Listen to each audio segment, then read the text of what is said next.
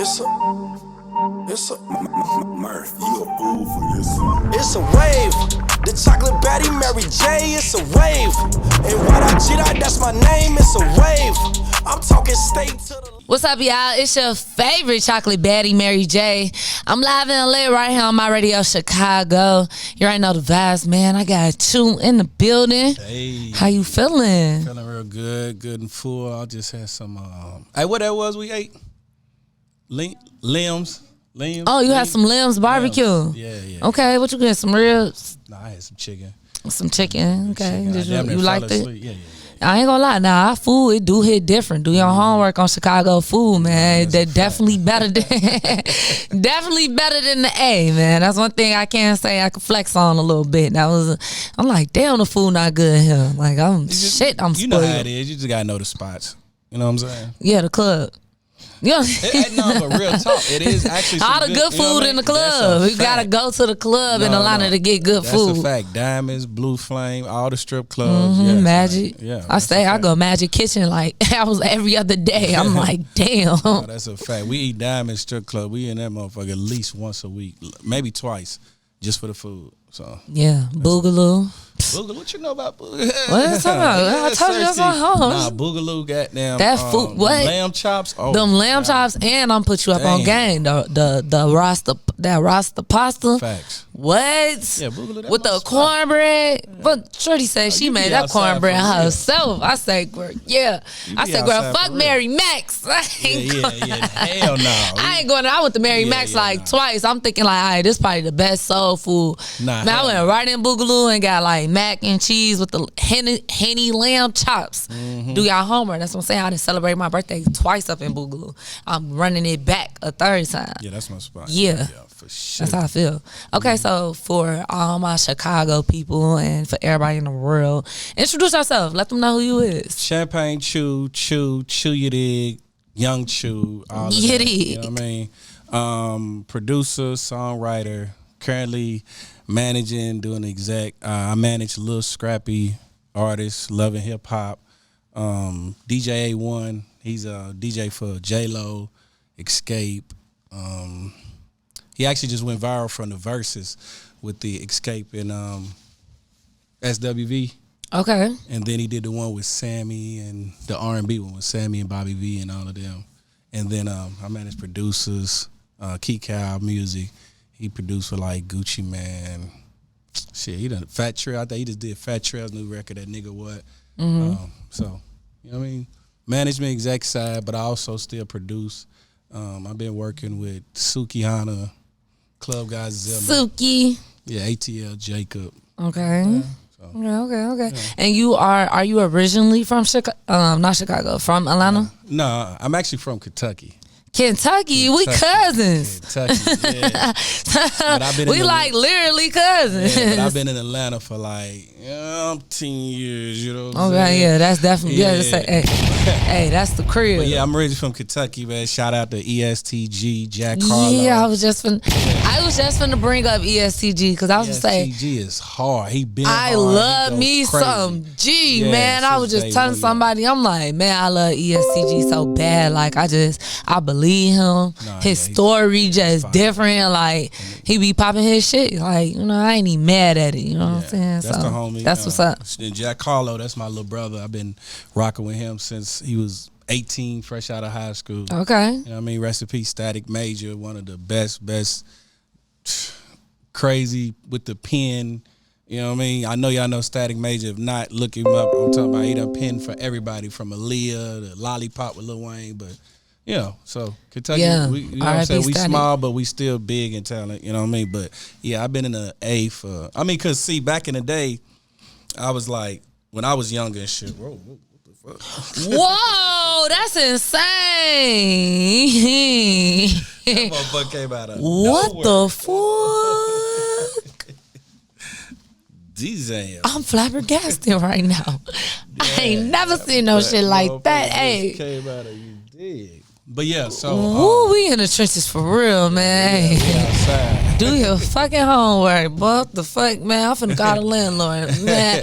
That happened after Shop Liz left? That's insane. It's on camera though. Yeah. It's on camera. Camera seats. I ain't even seen it. If you know, we in the booth with it. But so like I said, I always knew that even though being from Kentucky and I always like, had aspirations to do music and shit, it wasn't no outlet. I mean, it's Kentucky, you know what I'm saying? I ain't really have nothing. We had Player. I actually had a couple of homies that had got signed to like L.A. Reid and shit. But for the most part, I'm like, nigga, Atlanta. My sister was living in Atlanta. I went down, I seen Jermaine Dupri in the mall. And I was like, nigga, this is Chris Cross. You know what I'm saying? Like, this is the nigga who birthed Chris Cross, nigga. I wanted to be Chris Cross. So I'm like, I need to be in Atlanta. So I came to Atlanta and shit. Like you said, it's just an open door. It's just like you at the gas station. I literally remember when T.I. first started out, like, I was in college, and I used to see T.I. just at the mall just hanging out, you know what I mean? But he had his records out. He had Dope Boys in the Trap and all of that, but he was literally still just hanging out. You know what I'm saying? Killer Mike, it was like Pastor Troy. Like, you can reach out and touch these people. So I was just like, yo, if this is what I need to do, then I need to be rubbing shoulders. I need to be somewhere where I can rub shoulders with the people that I want to work with. And that's basically what I did. You know what I'm saying? Man, and we love to see it. And I was just talking like, man, I was going through withdrawals, man. Look, a lot of people don't even know. When I moved to Atlanta, it was pandemic. It was the middle of the pandemic. Everybody was like, damn, you love Atlanta. Like, you stay going out there. I'm looking at all my people saying, I'm like, bro, I do not live here. I'm like, I do not live in Chicago no more. Listen. I'm in the A. I'm like, man, look, black people run Atlanta. But yeah, they let you live there. The thing about it is too is because it's like a melting pot, right? So so when you come to places like Chicago, New York, LA, right? It's like gatekeeping, so to speak, where it's like you got to tap in, you got to check in, you got to know certain people. Atlanta's just wide open. You know what I'm saying? Like you could literally just come to this. I mean, now it's changing. You know what I'm saying? But for the past, I say like 20 years, you could just come in the city and whatever hustle you got, you could tap in with whoever, and niggas will open the door. You know what I mean? From Facts. Promoting to studio to, because I literally, like I said, niggas didn't know who I was, and I literally used to just run around. I used to just run in studios. I was hustling myself, so I'd be like, yo, look, I got what y'all need, you know what I'm saying? And they come outside, I'd be like, hey, look, I rap, I got beats, I write hooks or whatever, and niggas would be like, oh, I used to just peek in the door, be like, yo, who's in there? Oh, so-and-so's in there, Soulja Boy's in there, you know what I mean? Whoop, whoop. I just peek my head in the door. Hey, look, I got beats. I can write hooks and shit. And niggas would just be like, all right, let's hear what you got. You know what I'm saying? So that's part of what makes Atlanta what it is it's just, that shit is just, it's a homely vibe that it's like, you ain't got to beat it from there to be accepted. You know that Southern hospitality, man, real. Heavy on that, man. I'll drop a bomb for that, man. As soon as I got to Atlanta, like, I just instantly felt at home. Like, I was like, oh, okay, you do media, you do radio. I'm like, yeah, but like, my show, I just moved here, so I'm trying to, you know what I'm saying? I'm trying to get my feet wet in the Atlanta industry, and so many people show me so much love. Like, I want to say shout out to Progress Report, shout out to Lala. Like, she really shout out was to Progress like, Report. What? Yes, like she really was like facts, a big sis, man. Big shout out to the Progress Report. They doing they big ones, but like she really was just like on some big sisters. Like, man, like keep doing your shit. And I was there before, like it was like when I got there, I felt like they was a big thing, but it was like on a rise and come up type shit. I feel like it was like the thing in Atlanta. Like if you ain't in Atlanta and you ain't tapped in with Progress Report, then you losing out. And the platform I was on at the time, I felt like it was kind of similar. Like the platform I was on in Chicago, it was like, I'm like, damn, okay. This like us doing the same thing in Atlanta, that just on a larger scale, because it's so many people in Atlanta. It's so accessible to get to some of the people versus here. Like, I ain't gonna lie, like we in the city, but like it's hard to even get to our hometown artists. Like they don't come rock with Chicago media. It sound fucked up, but I'm speak my truth. Bro, once like Chicago artists get to a certain level, they don't fuck with Chicago media no more. Let me ask you this. Do you think it's a lot to do with, because this motherfucker violent? Like, but what the media crazy. Got to do with it? What the radio stations and stuff got to do like, with it? If an artist, let's say an artist pop off, right, and you know, whatever, they move to LA or they move to Atlanta, you know what I'm saying? It's artists from Atlanta, Chicago and Atlanta. But if they come back home and they doing media runs, it's almost like they gonna be in the spotlight in the city. So whatever past situations they might have that's finished or unfinished, you know what I'm saying? It's like a possibility, because I'm pretty sure when they do come in town, they probably like trying to slide in and out. So if they doing a media run here, I mean, I don't know. It sounds like a lot of artists got like ties to some past shit. You know what I'm saying? This shit real. I mean, yeah. I mean, like, yeah, I feel that, but yeah, I'm not gonna act like I don't feel that because I'm from the city. You know what I'm saying? Anything could happen, but like. That's not really a excuse. Like, okay, you don't gotta come to Chicago, but like it's media people that like the Ferris, the DJ Ferris, the DJ Nafish, you know what I'm saying? Like Frankie Robinson, like it's media people that these people help boot. Like these was the people that played y'all. So 100%. Even if you don't want to come to Chicago, like it's nothing wrong. Like motherfuckers pulling up on y'all. Like they just don't rock with Chicago media. It's like they go rock with all the other media platforms. That's like out there, no shades to them because everybody doing their shit. But when it comes to like, I don't know, our people's, personally, I'm gonna say like just being from Chicago, when it come to us looking out for each other in Chicago, it's like 50-50. Like, what he say on, and I don't even, you know what I'm saying? But it's just like, damn, okay, like, you know what I'm saying? I don't even feel like dropping no names on nothing like that. But don't you did. But. I just feel like, you know, it could be more of an effort for them to come rock with with Chicago media. And something I noticed in Atlanta is that they got that togetherness. Like, but see, here's the thing, right? First of all, these niggas live in Atlanta. You know what I'm saying? Yeah, it's different out there for sure. They there. They still go to their neighborhoods. Like, they be good. Right, and even if they don't live there, they coming to get a bag. They gonna come and party. You know what I'm saying? Like, it's just the vibe. And I don't really know if Chicago has that vibe. Like, if you go out and you gonna feel like, okay, I'm just coming to party. We gonna kick it. Yeah, no.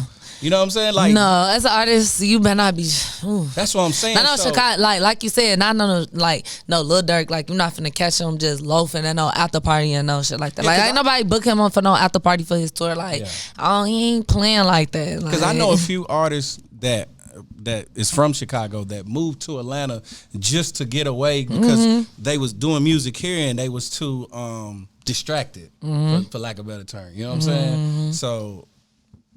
This motherfucker, this a jungle here. This shit rough, man. You know what I'm saying? I love the music to come out of here though, but damn. You know it do hit different, man. Do y'all homework. Do y'all homework on Chicago, man. So speaking of, okay, so you grew up in Kentucky. You spent the last decade or so in Atlanta. Yeah.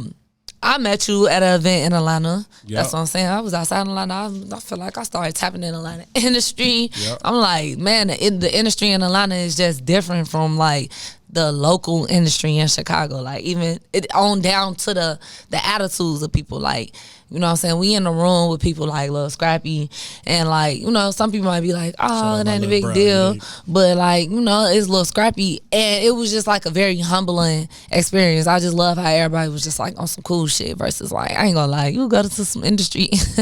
Like if you slide tonight, you go to some industry. Motherfuckers feel like Hollywood as hell and still just local as hell. What? Boy, Chicago people be famous, local as hell, like locally famous as hell. Like motherfuckers be acting like, and I be like, damn, I was just in Atlanta with real A, B list celebrities. Like, I'm talking about partying, fucking 2 Chainz and 21 Savage. These niggas don't act like that. And they way bigger than, not even to shit on my city, but this just what it is in my city. I love my city. But that's what I'm saying. I love my city to death. But that's what I'm saying. It's such a vibe in Atlanta. Like, you know what I'm saying? It's like how you just said, like, people don't really be tripping because you always see the celebrities. You know what I'm saying? So it's not like, I don't know. It's like people are still fans and they still look up, but it's just like, oh, there go 2 Chainz. Like, you know what I'm saying? Hey, Jhay, what up? You know what I'm saying? Hey, tip always. Maybe because we don't see that, but I don't know. I just feel like Chicago people, we think we the celebrities. Like a Chicago motherfucker be like, boy, fuck Drake. I'm motherfucking. You be like, bro, you ain't even did nothing. Right. Boy, Chicago I can see that. Boy, fuck that shit, boy. I'm the biggest. But listen, but let me look. Do you kind of gotta feel like that to pop off? Like you gotta have extreme. You gotta slick be crazy Think about how many from songs. Chicago, but being from I'm Chicago, just saying doing music in general. I'm taking it broad on a broader spectrum, but I'm just saying like, you know how many songs are released every day, right? Just to all the DSPs, you know what I'm saying? You got to be halfway crazy to keep doing this music shit, and one day in hopes to be like, my record is gonna be the record that millions of people sing. Millions of people are reciting my words. That's a bit of an insanity. So in order for you to even believe that, you got to believe you better than everybody. And you don't have to really shit on the big artists. You can't like, to a certain extent, like you can't let that shit like like what I supposed to say, y'all get gas in y'all heads too much. Right. Like one thing I like, no, like the people that's really doing something, like Dirk could pop his shit if he want to, you know what I'm saying, and he do from time to time, but on a regular, like, you know him, like we know Dirk the King of Chicago, like he got the city on lock. Same thing with Herb could pop his shit all the time if you want to, you know what I'm saying? I'm talking about it's artists that's like less of them that's like, I'm just playing guys bigger than Dirk. Like they just got this attitude, is like, bro, simmer down. Like you did some locally shit. I feel you. And you know, sometimes that does hurt because, you know, it's like you can miss out on possible opportunities because you so stuck in the box of thinking that you bigger than what it is. And, you know, sometimes you got to like have a bit of humility, you know what I'm saying? Because you never know what, especially with social media now. Because look, I had an artist, right? Shout out Richie Reed, you know what I'm saying? We was working, female artist out of Flint, Michigan, you know what I mean? She literally, we just working, rapping, just, you know, putting videos out, just doing the whole nine. Next thing you know, nigga, I'm talking about B. Simone, Meek Mill, rest in peace, Dolph, before he died. Literally, he long reached live out. Dolph, man. That was my boy. But he literally just hopped on her page and was like, yo, you raw. You know what I'm saying? So we ended up having a meeting with him. And I was like, yo, like, just be prepared. Let's play him like maybe, I told him to have probably about 10 records. You know what I'm saying? And I'm like, we might only get to 3 to 4. You know what I'm saying? But we ended up playing him like 30 records. You know what I'm saying? And he was like this close to signing her. And, you know, but my whole point in all of that is you just never know who's watching you. You never know. Like, all of them tapped in. Drake, 2 Chainz, they all, niggas is in their mansions, niggas, and all they doing is on IG checking, you know what I mean, seeing what's going on, you know what I mean? So you can be the next person that they looking at, but your energy that you giving off, and just make a nigga scroll on to the next motherfucker, even if you got the dopest record, you know what I'm saying? So you do have to have a bit of humility in your confidence. Facts, if that makes sense. Yes, and I just want all my Chicago people like, man, I want y'all to go experience a lot of industry just one time and just really humble yourself, man. Because people out there really making moves and they not as big headed. Like they still humble, they still hungry. They don't get complacent. Like they don't get like what's the word I'm looking for? They don't get complacent. Shit, they don't act like, "Aight, man, I'm good. I just had a hit." And that's what it is. I just had a remix with such and such. So I'm that. No, they still out here in these streets getting to it. Like, listen, you can't, it's 2023. You don't even got time to be doing stuff like that, man. Listen, they got to, okay, so, you know, okay, look, boom, you got Glorilla, right? Glorilla been doing her thing, popping. Shout out to Glorilla. Then you got Sexy Red, right? They got, it's a female from Atlanta named Famous Sally. What's up, G-Way? Y'all heard that? Okay. No, I haven't. This record's I gotta go fire. back to, What's up, G-Way? In the club. Listen, when I tell you in the next month or two, that record is going to be that it. It's already right now. She already got the young, the high schoolers. But my whole point in what I'm saying is it keeps going. It keeps going. It's always going to be a new record. It's always going to be a new artist. So you can't in once think, I got this shit on smash. Nowadays, nigga, you can have a record and it could be some new shit popping next month. So, you know what I mean? You can't even really just be sitting back feeling yourself. You better keep your ass in that studio. You better keep you a rollout on a new single. And you better pray to God that this is the record that these motherfuckers going to fuck with. Because guess what? Them songs slow down, them bags will slow down. Because as artists, you get rich on the road. You know what I'm saying? Like, you know, like say, let's take somebody like Scrappy. I manage Scrappy, you know what I'm saying? But because his catalog is so deep, we on the road every weekend. You see what I'm saying? So outside of, you know, what all the other ventures he got, Love and Hip Hop and all of that, we go and pick up bags every single week. This is the first weekend I'd have had off probably in all summer. You know what I'm saying? So at the end of the day, my whole point is, you want to keep records out so you can have a catalog so you can tour forever. So if it does slow down or if it does pivot, you got enough records to where you can still keep getting show money and you can still keep picking up bags until that next record come out or that next venture or whatever. You know what I'm saying? Facts. So all I'm saying is, nigga, get to work. I think I used to work with Lil Wayne. I used to work with Young Money. Shout out my little brother Twist. You know what I'm saying? I literally was in the studio with Drake when he first came around. Young Money. We was all in Hot Beats in Atlanta. And Lil Wayne literally would be in the. I'm gonna tell you a quick little story real quick. We want to know. Yeah, so my next question, I want to ask about my fave Barb. so we used to I was working with Young Money and them Twist, and then we in Hit Factory in Miami, and it was Wayne's birthday. His birthday was on a Tuesday, but Libra season. That Friday. That Saturday he had a show in Hawaii, right? So boom, they flew to Hawaii, which everybody know Hawaii is damn near like 10 hours. So he flew to Hawaii. He did the show on Saturday night, right? They came back that Sunday. That Monday he was in the studio, right? So I'm thinking, okay, his birthday on Tuesday. So I'm like, he already in the studio. We finna hit. They sung happy birthday to him in the studio, gave him the cake. He looked at the cake. Birdman gave him a gift. That nigga went right back in the studio for his birthday. Tuesday, Wednesday, Thursday, he's in the studio every single day. You know what I'm saying? So what I'm saying all that to say that even to this day, Lil Wayne probably going to the studio now. He don't play. You know what I'm saying? I see that. Yeah, so I'm just saying, like, you got to have a work ethic. Like, these niggas ain't just on top and having catalogs for a long time for nothing. You got to really work. You got to really handle this shit like Kobe Bryant. You know what I'm saying? Like how Jordan, like you got to really want this shit and you got to put that work in. But you can create, if you put in the work, you know what I mean, the stars align for you and all that shit, you can have a career and, you know, and the shit is beautiful. You know what I'm saying? But you got to work for it because guess what? It's 100,000 other motherfuckers working for that same thing that you working for. Facts. You know what I'm saying? Facts, man. I just told somebody, man, I had to tell somebody, I'm like, man, I told my cousin, man, you make too many excuses. You be talking about you gotta go to sleep. You gotta rest. I'm like, girl, you sleep when you die. You wanna know something? It's somebody out here wanna do the exact same thing as you. It's and yeah, it's 100 of them. I'm being lenient. It's hundreds of them that's trying to do the same shit, especially when it comes to this industry, hair, makeup, beauty, anything, any of that shit is a thousands of people trying to do the same thing you doing, baby. And you need to do the percentage of how many of them motherfuckers ain't getting no sleep at all. While you sleeping, guess what? They perfecting their craft. They figuring out how they gonna market. They figuring out how they finna make their next move. Facts. You ain't got no time to be asleep. Girl, I said, girl, it don't matter how tired I be.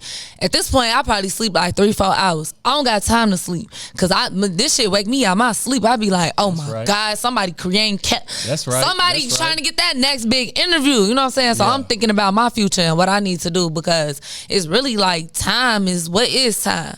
You know what I'm saying? Shit just moving and moving and moving and things changing. If you ain't keeping up afloat and you constantly making excuses, you gonna get left behind. Like ain't nobody got time for that. Yeah. So I definitely feel that. Yeah, cause that's like you just made me think about something when you were saying content.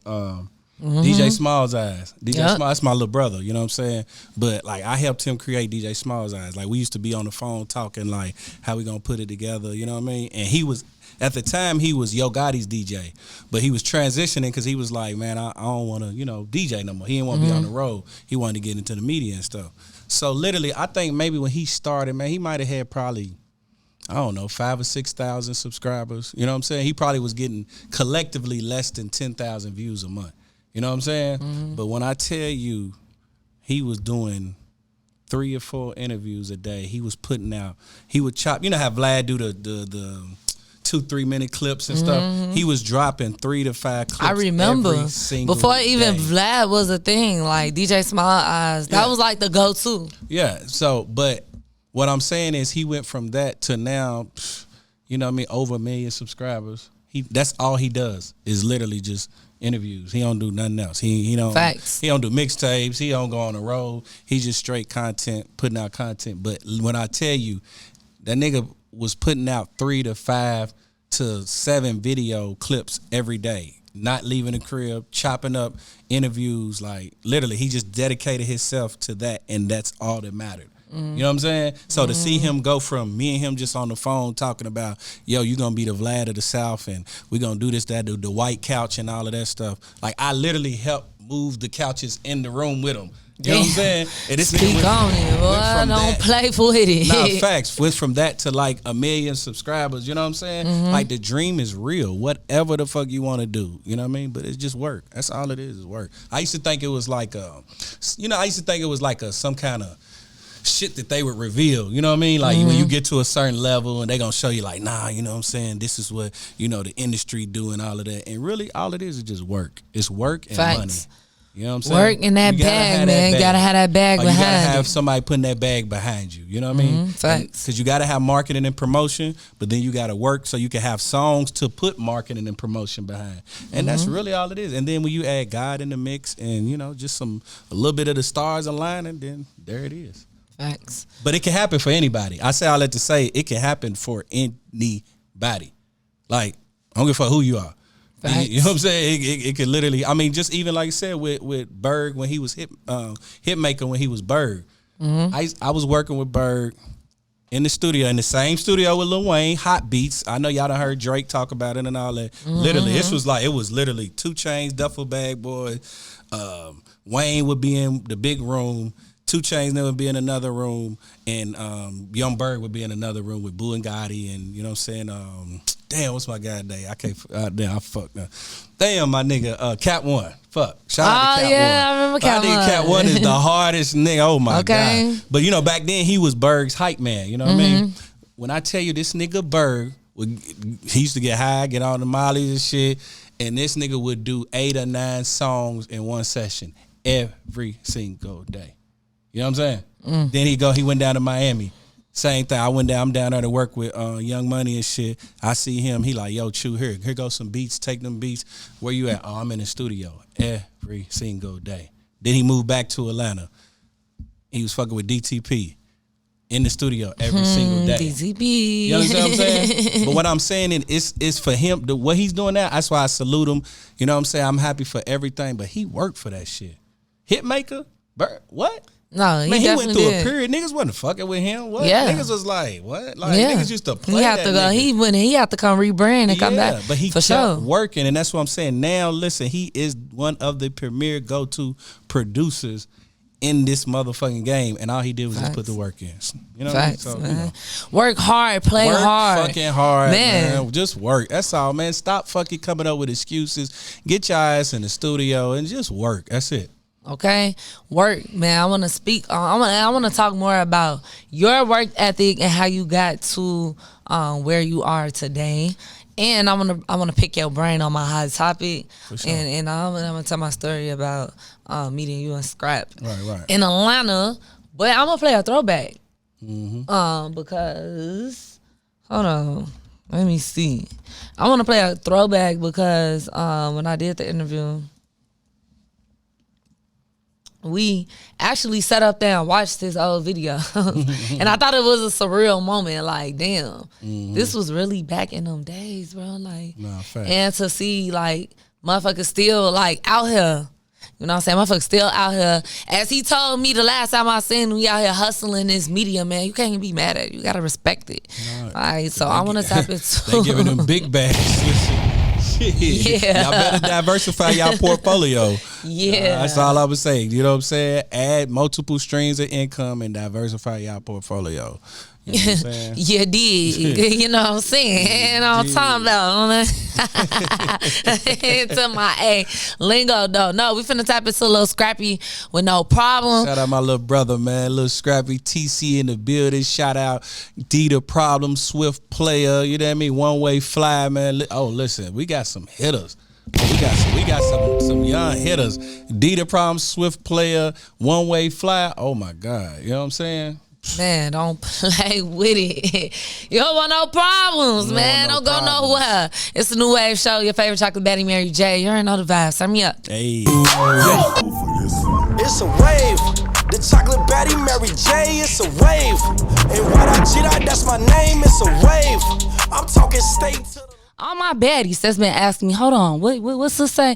Rip me out the plastic. I've been acting brand new, baby. I didn't put the 28 inches back. Hold on, let me drop a bomb. I didn't put the 28 inches back in my. Y'all lucky when I'm on 30. I didn't put the 28 inches back in my head, baby. I'm acting real brand new. So all my baddies is asking where I get these bundles from.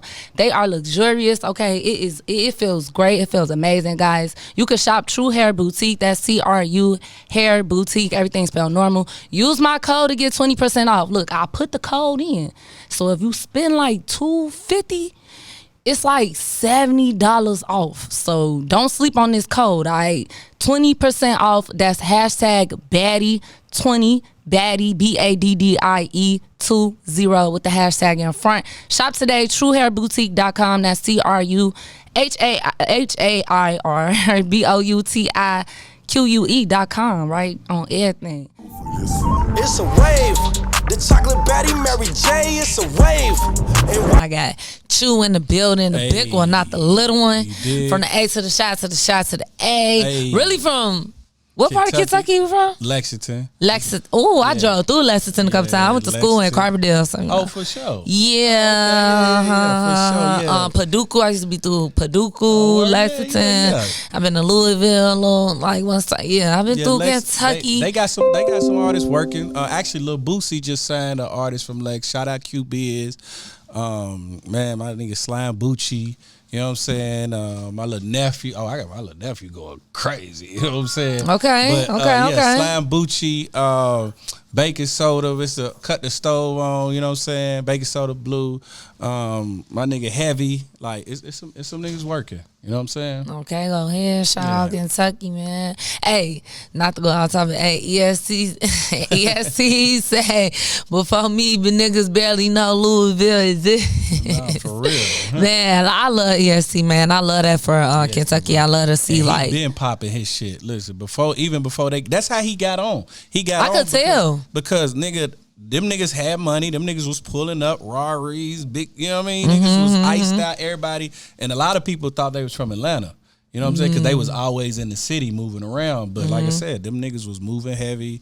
They looked like they was already on. And then this nigga was dope. So it was just a given for Baby and Gotti and them to tap in with them. You know what I'm saying? Because them niggas was already moving like they was on. You know what I'm saying? For sure. And then once you push play, it was like, oh, this shit is amazing. Okay. We love that for EST, man. I know I support EST over here.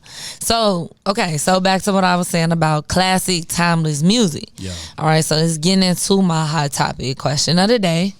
So I took to Facebook and I had a great debate with a lot of people. So I'm gonna just read the status. So I said it really annoys me that everybody want to be an artist. Yeah, I said I feel as though I'm constantly being in a loophole with trying to build a solid team with everybody, but it seems like everybody want to make music. Where are the real producers, engineers, photographers, videographers, graphic designers, etc.? Seems like everybody want to be in the spotlight. I'm so over this shit. Or am I tripping? It's a lot of them too, though. Think about it. It's a lot of graphic people, it's a lot of producers, it's a lot of everything. So story time, hear me out. Right? So where my frustration comes from, I swear to God, I feel like everybody I've been working with, like I got a graphic designer to make music. I got a personal trainer to make music. I've had endless, you don't want to know how many camera people I had to make music. I'm like, oh my God. Look, we just did a show last weekend, right? And the security from the club, he came up. He said, music. I'm a security. And I was like, yo, I appreciate you. You working for us tonight. Look what he said. He's like, I'm mad, man. And I was like, why you mad? He was like, because I really want to open up for y'all. I'm like, nigga, you ain't you security? Like, what the fuck? Now I don't even feel secure because you really want to perform my mama. Because you really want to be on stage. You really want to be in the spotlight. Yeah, so that I ain't gonna lie, that I do not actually. I mean, I don't never want to shoot down nobody's dreams. You know what I'm saying? But at the end of the day, it's most definitely oversaturated. But I'm gonna tell you why. It's oversaturated because now the technology has become accessible to anybody, right? Yeah. So like, when I was like trying to chase this shit on some real live artist shit, the only way you could record really was get in the studio. You know what I'm saying? And you had to pay, you know, $100 an hour. You know what I'm saying? Like, you know, MPCs, if you want to make them motherfuckers was $2,500. You know what I mean? Now you could just download Fruity Loops. You can get a crack version for free and be making beats. You see what I'm saying? But if you wanted to make beats, you know what I mean, 20 years, 15 years ago, nigga, you had to have a fucking MP. And you had to come up with $2,500, $3,000 to be able to be a producer. You see what I'm saying? So the equipment wasn't as accessible. Niggas is setting up shit like this in their house. Oh yeah, and coming in the up, crib. you know what I'm saying? And just putting out music. So it's like at the end of the day, everybody is going to buy the equipment and everybody's rapping. Because it's fucking... it's annoying me. It really is. And then it don't hurt when you hear certain artists and niggas be like, hold on, that Blue? Hold on, that nigga can rap. That they like that. And this, hear me out. And this is where I'm at with it. You know what I'm saying? I know I'm not alone because my poll on Instagram, 73% say y'all tweaking, bro. Yeah. They tweaking. What is y'all doing? Ain't gonna be nothing else left. Like everybody just gonna be doing music. This is what blows me the most. It's like if you're not gifted to do music, don't do it. I be feeling like, okay, like you said, it's a lot of people who get on who music not great. But that's not everybody's fate. I don't think it should be 100 people who don't got good music who should be getting on. Like, but no, just because this person did it don't mean, okay, fuck it, I'm going to get in the booth and I'm going to go do it too. I think because a lot of them, and that's really what it is. It's like people is hopping in it because it's a way to possibly change your life. So they... You know, at one point, niggas was trying to make dope music. Good. But that's what I'm saying. But think about this, though. Music is subjective, just like art, right? So you can look at a picture and be like, yo, this shit is trash. And the next motherfucker could be like, this shit is worth $50,000, right? So with that, it's like the shit that we might think is terrible, that shit might blow. That shit might really be an anthem to somebody. So listen, I'm a numbers person, right? So, yes. It's gonna be some shit that we like, oh my God. Can we agree? It's some shit that's out that's popping. We like, what the fuck? Look, I'm gonna be real. But hear me out. Yeah. Right? If it's 10 people in the room and 9 of them people make music, right? The ratio of, let's just say, 9 of them people fucking suck. Right. Right? Right. Only one of them suck records gonna go. Okay, I give you that. Crazy, right? I give you that. So if we got thousands of people just like, you know what, 6ix9ine did it, I'ma do it too. It ain't gonna happen for you like that though. But you know what I'm saying? Like you think a person's gonna really say, nigga, 6ix9ine is better than me? You feel me? They gonna look at that and say, I'm gonna give you another. Yeah, that's the problem though. I remember when I heard Lil Yachty. It don't matter if you better than them or not. Like, it's about the whole thing. But I'm saying it should be, because in any other world, that's what it is, right? You gonna go to the best hairstylist. You gonna go to the best motherfucker who gonna do your nails, right? You gonna go to the NBA, you wanna see the best players compete against each other. So music should be the same shit. It should be niggas making the best quality music to be able to. But they not though. That's what I'm saying. So that's what hurts, because at the end of the day, if a nigga hear 6ix9ine and they like, oh, this is what they like, well then fuck it, I'm gonna go do it too. You know what I'm saying? And it's like, ain't no stopping. You can put it out, you can put it on SoundCloud, YouTube, or whatever, and that shit might blow. Like when I first heard Lil Yachty, Minnesota. Y'all remember that record? Coldest Minnesota. I ain't gonna lie, I was like, am I tripping? Like, did I lose my ear? I wasn't feeling it. Yeah, you know what I'm saying? But then when I seen it at a festival, and it went crazy. But guess what? I like what's that record he got, Poland? And he got a new record called Striker. You know what I'm saying? That's going super crazy. But look out, I mean, like, he evolved. But that's what I'm saying. It's not, like, everybody can't be Lil Yachty. Like, that's not everybody's fate. I agree. So I think I'm just at a point where, like, I'm sick of everybody. Like, people have God-gifted talents. Like, could we just start there? Right. I feel like people are ignoring their God-gifted talents. I agree. And they fuck it. I do agree. I'm going to do music. I do. Like, nah, bro, you good at this. I agree. It's a wave. The chocolate baddie Mary Jhay, it's a wave. And what I cheat out, that's my name, it's a wave. I'm talking state to Of course, shout out to my sponsors, Disbelief. We doing our big one. Okay, you can shop at your local liquor stores in Chicago or Memphis, Tennessee area. Go down real smooth, and it's owned by not one, not two, but multiple black men. And it go down real effing smooth. You wake up real smooth, like you will not be in disbelief. Okay, shop Disbelief Tequila. Follow them on everything at Disbelief. That's DISBELEF Tequila. it's a wave. The chocolate baddie Mary Jhay, it's a wave. And MyRadioChicago, that's my name, it's a wave. I'm talking state to the Like rain on nobody parade or nothing like that. Right. You know what I'm saying? But I'm just saying, I feel like people losing sight of what they really supposed to be doing and trying to low key take the easy route out. That's what it is. Cause you looking at another motherfucker like, man, these motherfuckers suck. Or whether you feel like they suck or not, and I got this, but you gotta realize they might suck, but there's some other shit going on as to why they popped on. Lil Yachty is different. Like, if he was just a regular ass motherfucker that looked like an average ass nigga, I don't know. I don't know what his fate would have been. But he wear beads and barrettes and all this extra shit. You said yeah, like for real. Like he different. Yeah. You know what I'm saying? Lizzo came out, she's different. She did this whole like Lizzo body shit. It was different. Nicki came out with the all that animated crazy wild shit. It was different. Like, nah, I'm with you 100%. You know, so you can't just look at somebody and be like, yeah, I could do that too. Fuck it. Yeah. Fuck what I've been doing all my life and what the universe told me to do and what I'm good at. Shit, I could do this to get on. And it's like, no.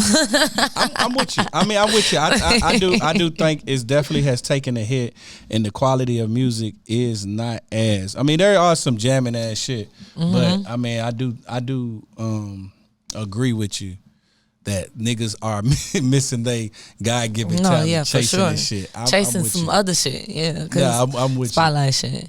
I feel like, you know, I know I wasn't tweaking. I did debate with a couple motherfuckers. They went back and forth. I make people understand, and it usually be from people who ignoring their guys. Let's talk about some. Well, originally I'm a manager, but I just felt like fuck it. These artists on the list, so I'm doing it myself. Yep. Girl, that's selfish. Girl, you wasn't put on this earth to make music, baby. You was put on this earth to help these artists, the people that's supposed to be in the spotlight, do it. Like, what? You feel me? Now, because now females are starting to do it now. Like, it's like, and some females don't need to do it. That's what I'm saying. It's like, like literally now I could go to the strip club and I'm going to guarantee you 10 of the girls that walk by me and ask for a dance, they may make music. They rap. Yeah. You know what I'm saying? Rap. And I'm like, damn, that what, you know what I mean? Like, so I'm with you. Yeah. They definitely, but what we gonna do? There's nothing we can't do, really, you know man. You know, we just let these people be great. We'll be labeled a hater. Right? You can't be labeled a hater. I would never be a hater. I'm a realist. Hey, go ahead. We're gonna do y'all one suit, shit. But I'm always. You want to be the bad everybody hater, right? Everybody can't be in the spotlight. That's why I be trying to make people feel like, be realistic, gang. Don't waste your fucking time. What if they start calling you baddie hater? I don't give a fuck what they call the bad baddie. I wouldn't care what they call me, but anybody that said that, they wouldn't even believe that they self. They'd really just be bumping their gums, because what I say when I speak from the heart. So I ain't just pulling nothing out my ass. I'm gonna really make you understand why I'm telling you what I'm telling you. Like, no gang. But you know I talk to a lot of artists. I tell them you should be a ghostwriter. But people need more. You don't have star power. Like, you don't have artist spotlight star power. You should be a ghostwriter, and that's cool. Came up. That's how you should make money. Let's get into you. Yeah. I was. Let's get into you. As a matter of fact, while we going all up into this, you know what I'm saying? How did you even get in the industry? How did you put yourself in position to be surrounded by some of these great people? I was an artist first, right? And I was working with Jazzy Faye. And we had did a record together. And so, rest in peace, Pimp C, before he passed, Jazzy had hit me one day. He was like, yo, that record we did, are y'all gonna buy it? Because I was with this little indie label. Mm-hmm. And I was like, well, shit, we came, because he was charging $20,000 a track, independent, you know what I'm saying? So I was like, shit, we can only afford one. So we were supposed to do 3 records and pick one. But the second one, he was like, yo, first he was like, y'all gonna buy it? I'm like, nah, we probably gonna buy the first one. Then he was like, yo, I played it for Pimp C. So I'm like, what you mean you played it for Pimp C? He's like, I played him the record and he liked it. So I'm like, so what we do from that? He was like, well, you got 2 verses on it. I got 1. He's like, we're going to keep my verse and we're gonna put Bun B and Pimp C. Name of the record's called Stop and Go. It was on the last double album before Pimp C passed. So I was like, so I love Pimp C. Yeah, so he was like, yo, so you get credit for helping write my verse. So I was like, word, you know what I mean? I ain't even know. He was just like, yeah. He's like, you helped my write. No, them good. That ghostwrite credit. So I was like, I was like, let that go. I was like, well, shit, all right, shit, they can have that record. You know what I mean? Got to meet Pimp C. Got to meet Bun B, which me and Bun B ended up working more after that too. So then from that, I was like, so I took that record and I just ran around and I was just like telling everybody. So then I had met Justice League, these producers and shit that was producing for like Rick Ross and shit, gang of niggas, you know what I'm saying? So I just ran up on them and I was like, yo, listen, I got this UGK record I did, and then they gave me some beats, and one of the records Chingy ended up picking, and Soulja Boy, and one of them landed on Rocco's first album back when he had like I'ma Do Me and all that. I had the last song on the record. It's called Karma. So then from that I was like, hold on, I've been rapping and I never got a check, and now I'm writing for other people and I get a check, you know what I'm saying? So then from that I had met Diamond when she went solo from Crime Mob. That's my little sister, shout out Diamond. So so I was actually in the studio. We love Diamond. I was talking about her earlier. Yeah, that's little sis. So I used to be in the studio hustling. Like, that's how everybody knew me. You know what I mean? I was hustling, selling, whatever. And the studio was my trap. So I was sitting in the studio, and I actually was waiting on a play. And she was working on the independent remix with Webby. And she was, she kind of got stuck a little bit. So I'm just like waiting on my play and shit. I'm like, hey, why don't you say, you want an independent chick with shit you looking at her? Look at me. Diva with $1 million swagger. Look at me. You know what I mean? So I'm just okay. Lines. Like, but I'm literally looking at my phone like, damn, this nigga ain't call me back. So we did the record. Me and her, we wrote it together. And then next thing you know, it was on the radio. The shit, like literally less than a week later. You know what I'm saying? So I was like, damn, hold on.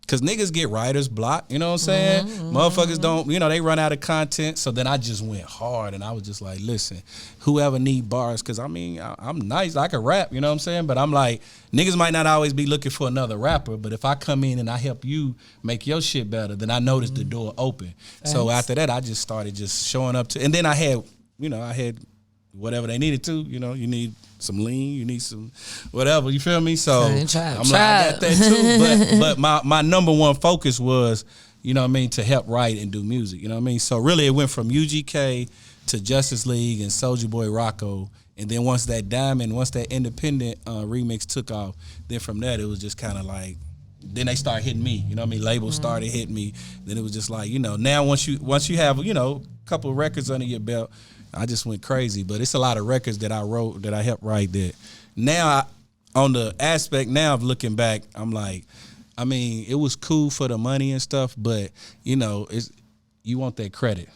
You know what I'm saying? Because ghostwriting. So you didn't get the credit then? Some of them I did, some of them I didn't. You know what I'm saying? Because I was still learning, and I was like, all right, they'll give you like what they call like a buyout, where it's like, we're going to give you more money, but you don't get no credit for it. You know what I'm saying? Right. And then, like an advance. No. I'm saying like they'll pay you your services, but that's all you get. Whereas, artists get publishing. Right. So right. So instead of you getting a split, you just get an upfront. Exactly. You just get a bigger bag. And when I was younger, I'm just like, all right, cool. And then too, rappers, niggas never really want to reveal that they get help. You know what I mean? And that's one of the problems that I faced as a songwriter, because I was writing. I worked with Carrie Hilson, you know what I mean, and I love Bobby Carrie V and Hilson. stuff. Like, it's super dope songwriter. But in rap, it was like I wrote this shit myself. You see what I'm saying? Do you think it's still that way in 2023 with like everybody revealing like some of the biggest artists have not just one ghostwriter, but like ghost writers? Right. They still do. Trust me. It's some records that I can fuck y'all head up and y'all be like, but yes, it's still, the best hit records come from collaboration. If we three sitting in a room, we gonna come up with something. You feel me? If you sitting by yourself, you might be wrecking your brain.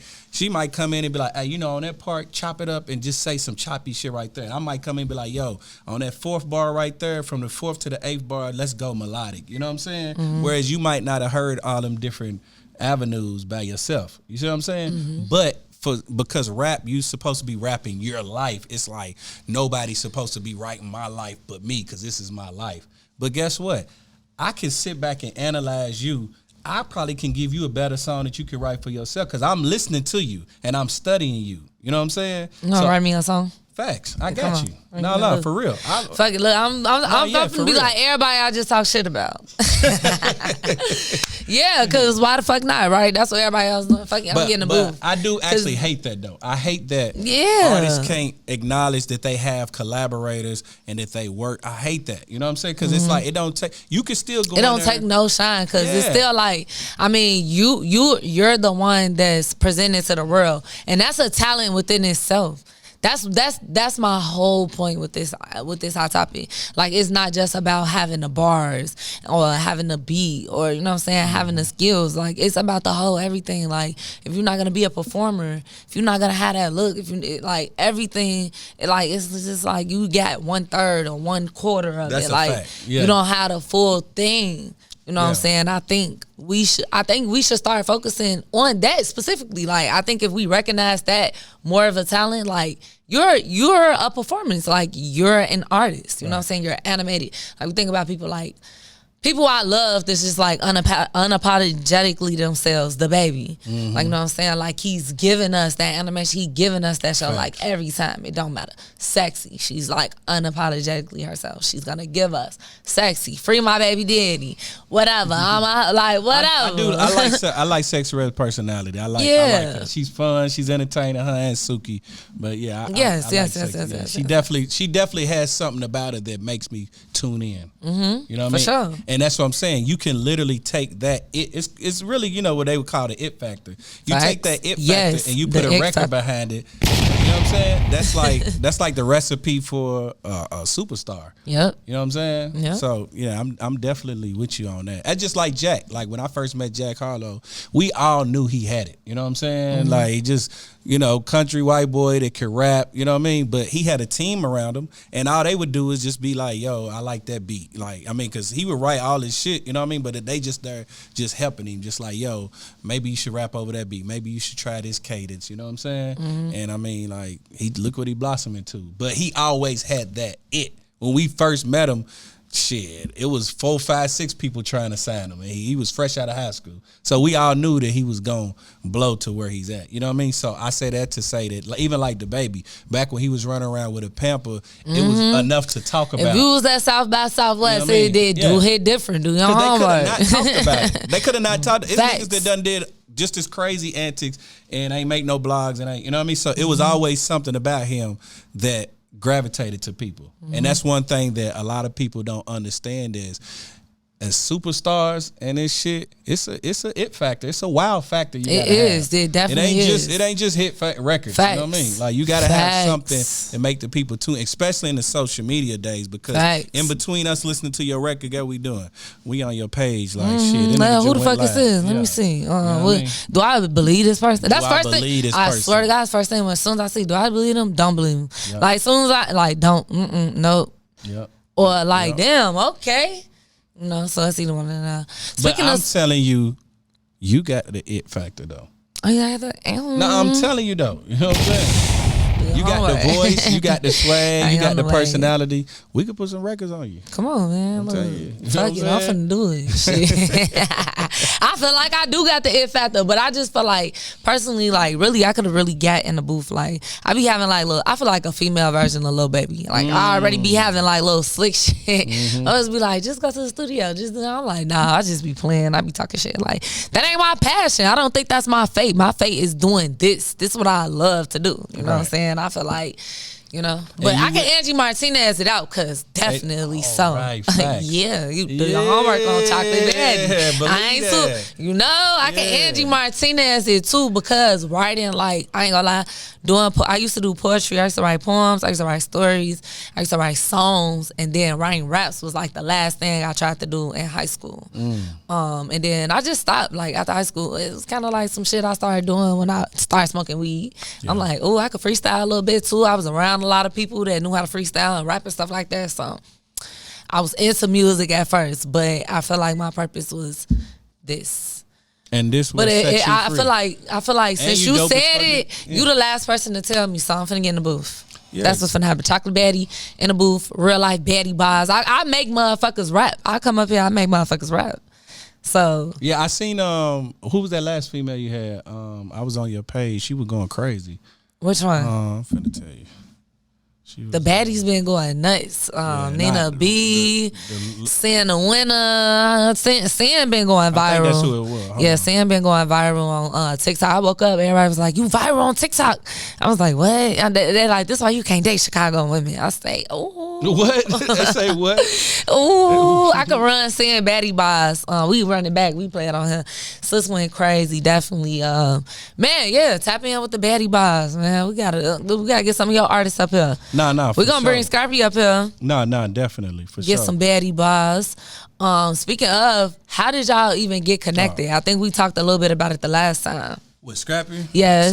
So like I said, I had met Diamond, right? I actually had met her first. She still, and to this day, she like, nigga, you my big brother. Like, you know what I'm saying? So, you know what I'm saying? I had met her and Scrap was together. So like I said, we had did the independent remix.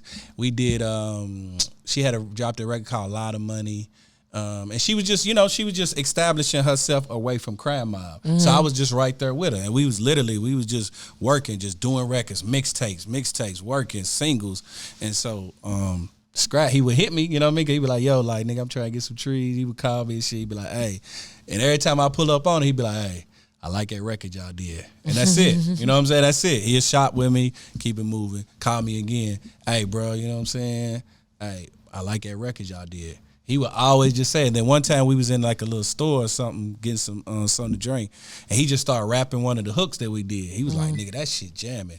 And then he was like, hey, I got a session in a couple hours. You will pull up? I like, fuck it, I'll pull up. So then, and it was just chemistry. We just connected, because like I said, he already had seen me with Diamond, so we connected and it was working, and then we ended up doing That's Her. So I helped produce and write That's Her with him, and then that shit took off, and he was like, nigga, you coming on the road with me. Like, fuck that. You know what I'm saying? Like, and then we just turned it to brothers. You know, Mama D, he know my mama and shit. But then him and Diamond had separated because, you know, the Soulja Boy shit. So when that shit happened, I was literally, like, right in the middle. Like, he's calling me like, bro, did you see that shit? And she's like, brother, it ain't even like that. And I'm like, oh. You know what I'm saying? So they had fell out and shit, and then he went to Miami, you know what I'm saying? Because he was just fucked up. He's like, man, I got to get away. And he had bought me a ticket, and I didn't really want to go because, you know, that's little sis. So I'm like, I'm trying to stay neutral. He like, man, and at the time, I didn't know you can get refunds. He like, man, I already bought your ticket and shit, which he needed that. He needed somebody as like, you know, in his ear because he was out there. He was going through some shit. And so we went down there. But of course, she was mad because she was like, damn, it's like I took his side. But what I really didn't, I was trying to stay neutral, but I'm like, I'm going to go down here and just be with the nigga, you know what I'm saying? My August 11th, Leo. Just okay, Leo. You know what I mean? Okay. So I'm like, well, shit, I'm down here. This nigga going through it. He was wilding, you know what I mean? So I'm like, I'm at least coach him through it.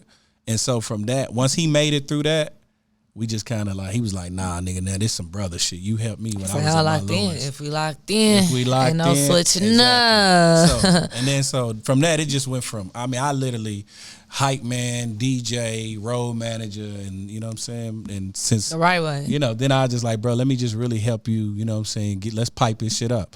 And then he's like, fuck it. I mean, you already know all my shit anyway. So then that's when I stepped into the management. But that was never planned. Like I said, it was never at all to manage Scrappy. It was literally just help my brother out because we've been working for so long. But yeah, I met him through Diamond, and still to this day, she always says, "Nigga, don't you forget when they get you know now they back." You know what I'm saying? Right, I was just finna say, I was just finna bring it up. So I mean, I know now it's a little, you know, they back in cahoots. I swear to God, I was just talking about this earlier. My friend was like, "Your hot topic, you should talk about Scrappy and Diamond." You know, I said, "Let's do it." That's so funny because I'm sitting up there texting you. I'm like, "Girl, Diamond and Scrappy, they've been on a roller coaster for a decade, a little over a decade now. They funny, like."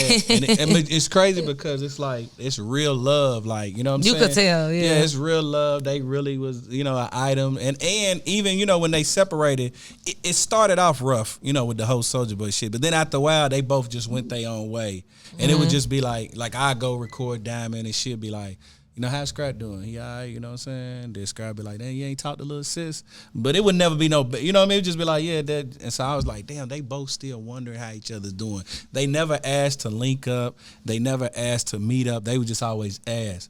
What happened was we went on that fucking Millennial Tour. You know what I mean? And they put us together, nigga. It was Crab Mob, Trillville, and Scrappy. Yeah. And they hadn't seen each other in years. You feel me? So you taking two motherfuckers that was once in love. Now we on big stages together because that was like a 25, 26 cities tour. You forced to look at this motherfucker that you was once in love with. So I mean, at the end of the day, y'all gonna be cordial, and that's literally how it started off. First it was like, oh man, I gotta get on stage with this motherfucker. Then it was like, hey, how you doing? What's up, Scrap? Hey, Biggie. Yeah, it wasn't even that though. Nah, it was literally just cordial because you got to think he was still married. You know what I'm saying? So it literally was just cordial, and it was just like, hey, what's up? You know what I'm saying? And then from that, it just went to they just got real cool. So then, you know, of course, once that happened and the separation and shit, it was like, well, you know me better than. So you know, everybody needs somebody to vent to. You feel me? And it just kind of became that, like, you know what I mean? It wasn't even. It was strictly friendship. Like literally, it wasn't nothing sexual. It wasn't none of that. It was just like, hey, you know me and you know my life. Listen to what I'm going through and see if you can offer something that can help me get through it. And that's how they reconnected. You know what I mean? Man, I swear, I just be seeing the clips on Instagram. I swear to God, I have not watched Love and Hip Hop in 10 years since I was in high school. Yes. Me and my take on reality TV. It's lit. I ain't gonna go there. I ain't gonna go there today. Yeah. But I do see the clips. Yeah. But when I say I was like, they back in the cahoots, I'm like, Scrappy and damn it, I ain't finna play with them. I ain't finna play with them. And you know what's crazy is literally, I think like, it's around the time like this year, 2 years ago, is when I interviewed y'all in Atlanta. Yep. And we was talking, and he was just talking. He like, bam, got an album out. Woo. So then to watch the clips with like, bam and down, like, oh my God, what is going on now? I don't watch Love and Hip Hop, so I'm like, I what wake up trying to figure it out. I'm still be trying to figure it out. But yeah, I mean, they divorced. You know what I'm saying? They co-parent very well. They both are great. He's a great dad. She's a great mother. They coexist just like him and his first baby mama coexist. And he's actually really surprising me just because, like I said, I've been knowing Scrap for damn near over 15 years. You know what I'm saying? And just to watch him just grow. I mean, since I first met him, he always had his daughter. You know what I'm saying? But just to watch him really just grow into fatherhood and be able to co-parent with two women that he's not with, that he was once with, and then reconnect with an old love, and you know what I'm saying, and everybody. No, I'm definitely. Cool. From the outside looking in, I was definitely saying that. I'm like, man, Scrap. It really made me proud to see because like even when, like I said, I haven't watched Love and Hip Hop in like 10 years, but I was watching it actively like when him and Erica was still a thing.